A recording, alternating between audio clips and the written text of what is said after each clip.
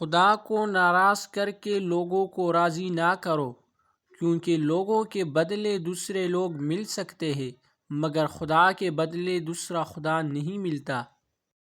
خالق سے مانگنا سنت ہے، اگر دے دے تو رحمت، نہ دے تو حکمت۔ مخلوق سے مانگنا ذلت ہے، اگر دے دے تو احسان، نہ دے تو شرمندگی۔ انسان اپنی غلطی پر اچھا وکیل تو بن جاتا ہے، لیکن دوسروں کی غلطی پر سیدھا جج بنتا ہے۔ خاموشی ایک عظیم نعمت ہے، خاص طور پر اس وقت جب اختلافات زیادہ ہو، آوازیں بلند ہو، علم کی کمی ہو اور دلیل کی کوئی اوقات نہ ہو۔ زندگی میں چاہے کتنی بھی خوشیاں ہو ہمارے پاس، لیکن تب تک خوش نہیں ہو سکتے جب تک ہمارے ساتھ وہ نہیں جس کے ساتھ ہم خوش ہونا چاہتے ہیں۔ تمام تعریفیں اس ذات کے لیے ہے کہ وہ جسے توڑے اسے کوئی جوڑ نہیں سکتا، اور جسے وہ جوڑے اسے سارے مل کر توڑ نہیں سکتے۔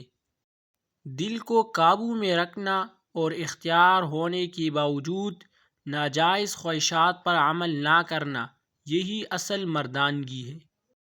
دوست کے ساتھ اس نمک کی طرح رہو جو کھانے میں دکھائی نہیں دیتا، لیکن اگر نہ ہو تو اس کی کمی بہت محسوس ہوتی ہے۔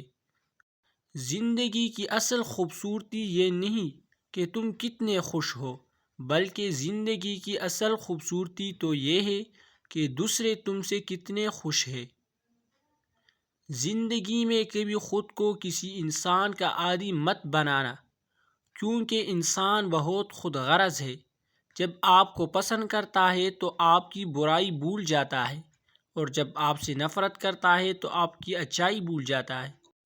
جس زمین پر بارش نہ ہو وہاں کی فصلیں برباد ہو جاتی ہیں، اور جس میں دین نہ ہو وہاں کی نسلیں برباد ہو جاتی ہیں۔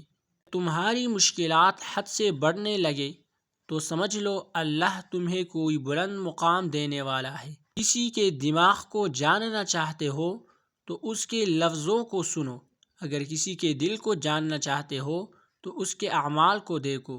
یہ زندگی 2 دن کی ہے، ایک دن تمہارے حق میں اور دوسرے دن تمہارے مخالف۔